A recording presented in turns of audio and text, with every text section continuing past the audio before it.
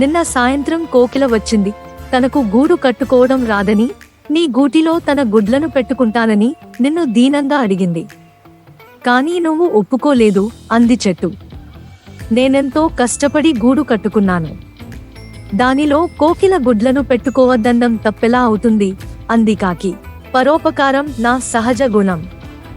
నీళ్లు పోసి ఆదరించిన వారికి, రాళ్లతో కొట్టిన వారికి సైతం సమానంగా పండ్లనిస్తా.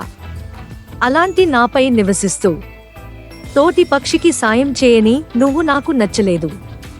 ఇప్పుడు చెప్పు, నిన్ను నీ రంగును బట్టి వద్దన్నానా, గుణాన్ని బట్టి వద్దన్నానా అని చెట్టు తిరిగి కాకిని ప్రశ్నించింది. తన తప్పు తెలుసుకున్న కాకి కోకిల గుడ్లను తన గూటిలో పెట్టుకోవడానికి అనుమతిచ్చింది. దానిలో వచ్చిన మార్పునకు కోకిల, చిలుకతో పాటుగా చెట్టు కూడా ఎంతో సంతోషించింది. ఎవరు గొప్ప?